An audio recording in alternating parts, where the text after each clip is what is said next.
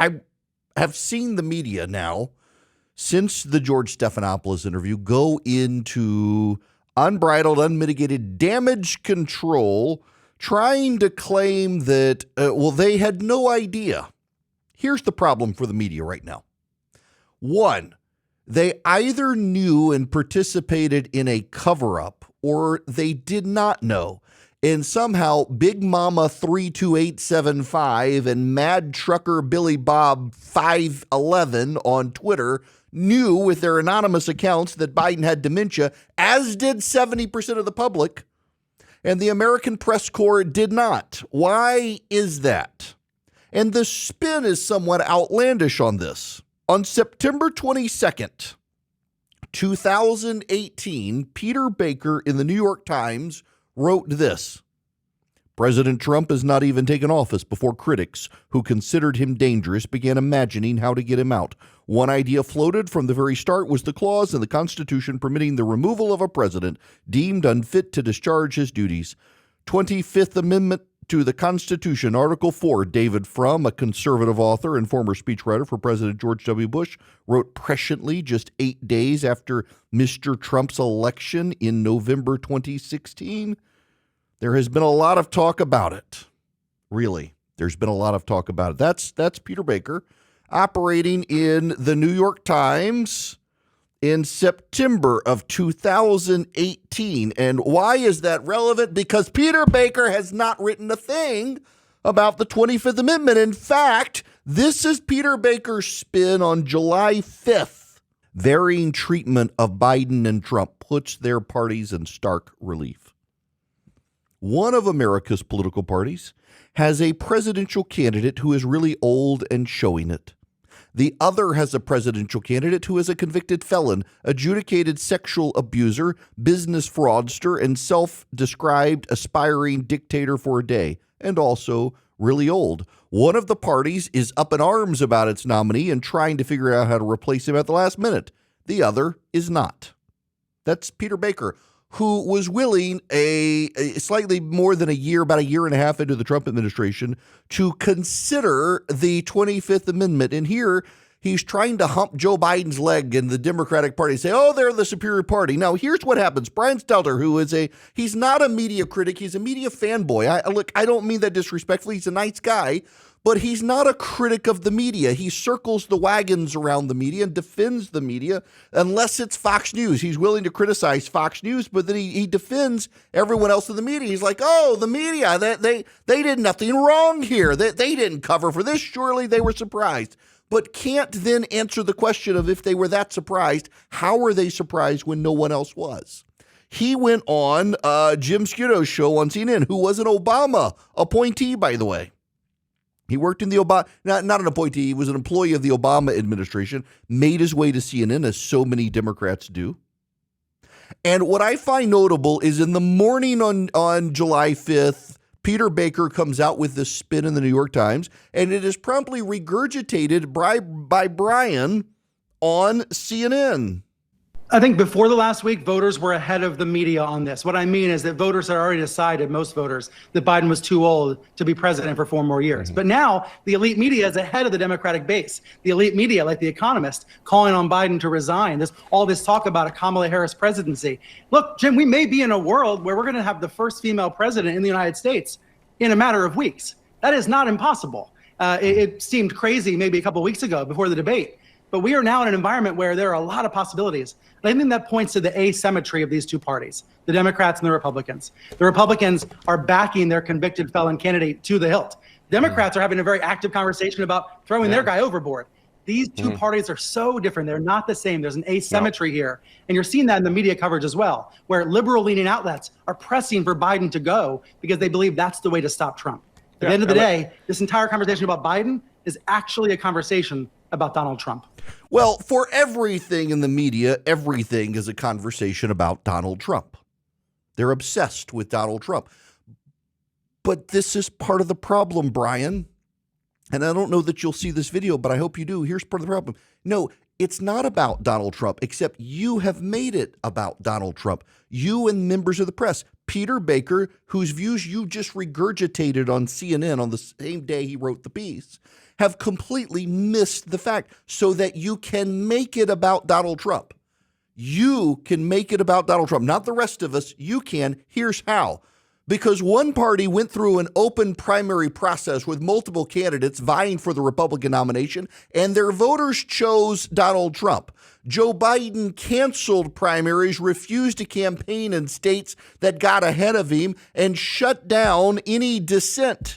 There was no open primary on the Democratic side. The fact that you and Peter Baker and other members of the media went straight to, well, the Democrats are having this conversation and the Republicans decided to stick with their felon. That's why you're part of the problem. That's why you're part of the problem, because you can't even realize the Republicans had an open primary process and their voters decided while the Democrats shut down their process, and they're only having the conversation because the cover-up failed. The fact that you could not go on television and Peter Baker could not write in the New York Times, nor could any of these other people, that they're having this because it's a cover-up, and instead chose to spin it as, oh, the Democrats are the righteous party because they're having a conversation. They did not want to have the conversation. They didn't want to have the conversation. They never wanted the conversation. They tried to cover it up. In 2021, Joe Biden, 2022, Joe Biden, President of the United States of America, addressed the public. And guess what? The first frost, you know what was happening? It had to put on their windshield wipers to get literally the oil slick off the window. That's why I and so damn many other people I grew up have cancer. And why can't, for the longest time, Delaware had the highest cancer rate in the nation. Joe Biden said he had cancer. Joe Biden said he had cancer.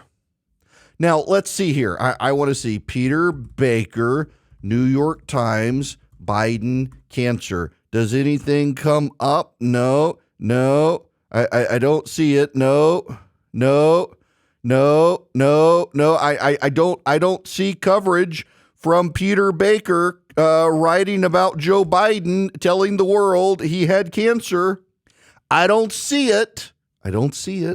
So you guys in the press, instead of writing about the cover-up, your immediate reaction, led by Peter Baker in the New York Times, who was willing to go 25th Amendment on Trump a year and a half into his term, your immediate reaction is, well, the Democrats are the more virtuous party because they're having a conversation about getting rid of their candidate, and the Republicans, they're sticking with a convicted felon and sexual abuser and the like. The Republicans had the open primary, and that's the choice of the voters. You people lecture the rest of us on democracy. The Republicans went through a democratic process, and now you're praising the Democrats for upending a democratic process they already short-circuited. Do you not see how stupid you people can be when it comes to humping Joe Biden's leg? Because that's what this ultimately is. It's humping Joe Biden's leg because you don't want to admit that you were played. You don't want to admit you covered it up. And instead, you can't admit that you were fooled, so you have to, oh, the Democrats are more virtuous than the Republicans.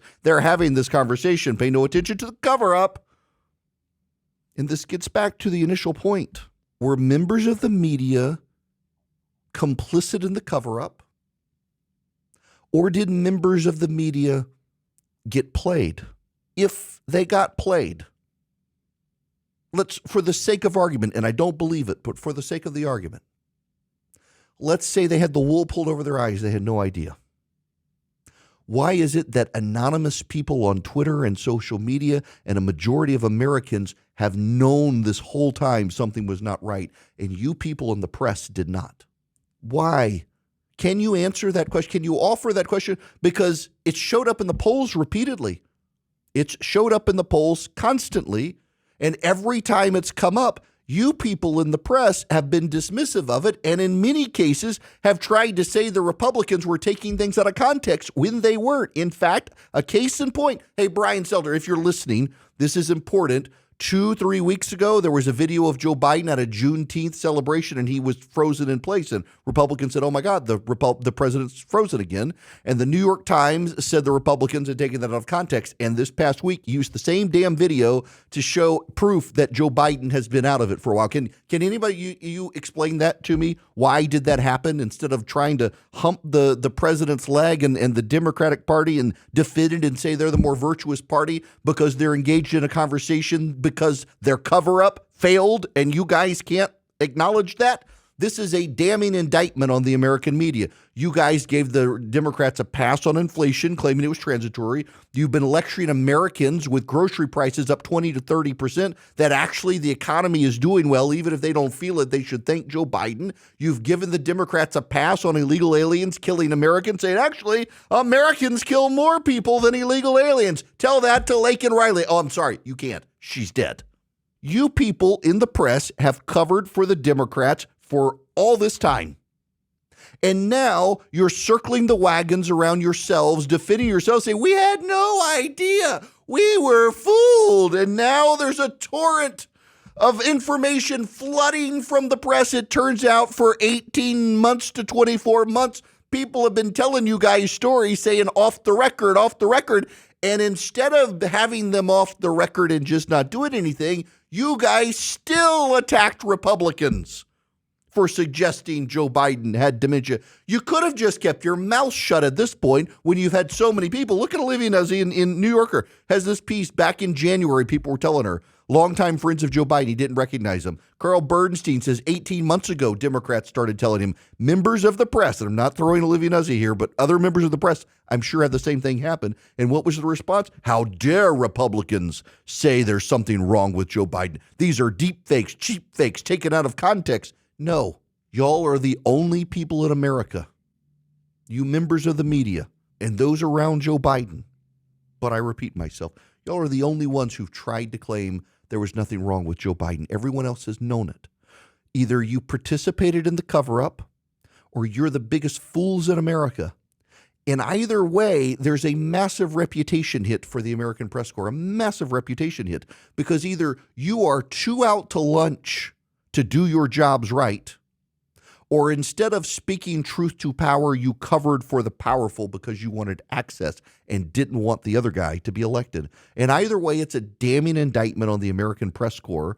And shame on all of you people. And shame on all of you for trying to rush out this talking point that the Democrats are somehow more virtuous because they're having a conversation about ditching their candidate, the one they tried to cover up his mental failings while the Republicans had an open primary process and tried to pick a new candidate. They didn't. You guys could have, except the Democrats shut that process down to protect their precious, just like you guys in the press did.